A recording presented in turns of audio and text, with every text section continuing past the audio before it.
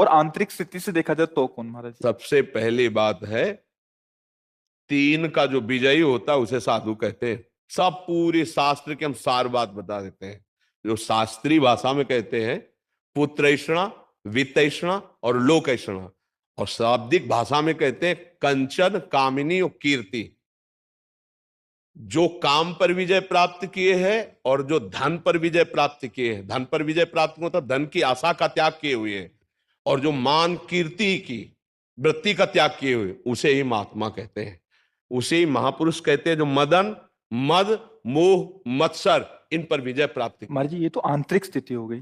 अभी हम जो संसार में सामान्य जीव हैं, आंतरिक स्थिति का ही बाहर प्रकाश होता है, यह बात समझ लो। घर में दीपक जलेगा तो खिड़की से बाहर से रोशनी पता चल जाएगी अंधेरा है कि प्रकाश है।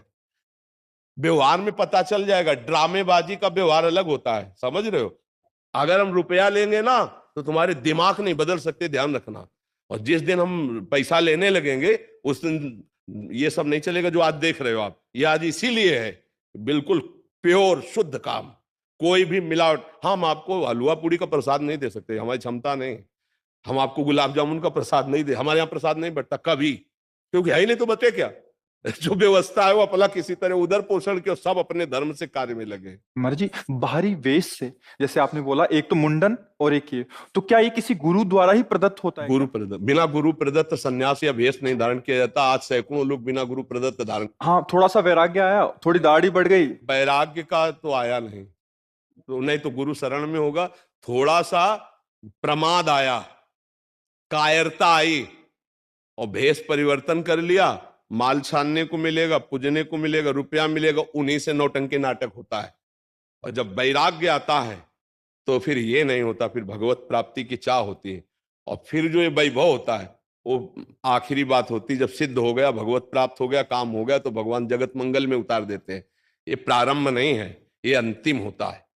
आज प्रारंभ में क्या प्रचार करोगे जब तुम काम पर विजय नहीं प्राप्त की, क्रोध पर विजय प्राप्त नहीं की, प्रचार क्या करोगे? यही इसी का प्रचार होगा। रुपया होगा, प्रणाम होगा, नमस्कार होगा, भोग सामग्री, इसीलिए सबके दिमाग में भर गया। तो क्या होता है कि आजकल अर्थ की इतनी मांग हो रही हर जगह। अर्थ ही अर्थ है, सत्संग है तो अर्थ है, भागवत है तो अर्थ है, कोई प्रोग्राम है तो अर्थ है, मतलब जहां देखो अर्थ है।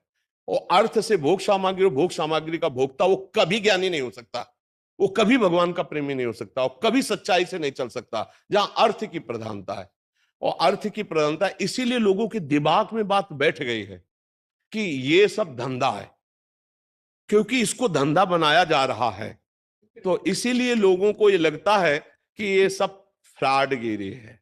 ये सब नहीं, भरोसो दृढ़ इन चरणन के रो।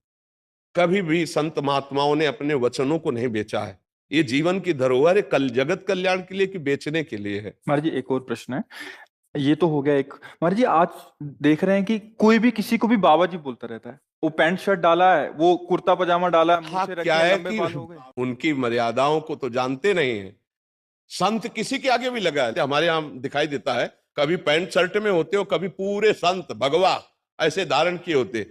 ये सब नौटंकी नाटक संतों में नहीं होता प्रभु। एक गुरु मर्यादा होती है, जो गुरु ने लंगोटी लगा दी, जो गुरु ने भेष दिया, वो आजीवन उसको निर्वाह किया जाता। संत उसमें लंगोटी धारण करेगा? अरे बिना लंगोटी का कौपी नवंता खलु भाग्यवंता, संत की स्थिति ऐसे। अच्छा, गृहस्थ में जो संत होते हैं वो अपनी मर्यादा से होते हैं।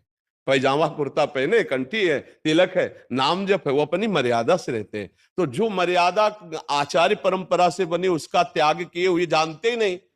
एक हितधाम में लाल कपड़ा पहने हुए थे, तो उन्होंने प्रश्न किया, तो जब उन पर दृष्टि गई तो स्थिति कुछ थी नहीं। तो हमने कहा प्रश्न बहुत ऊंचाई कर रहे हो, कहां से सन्यास लिया है?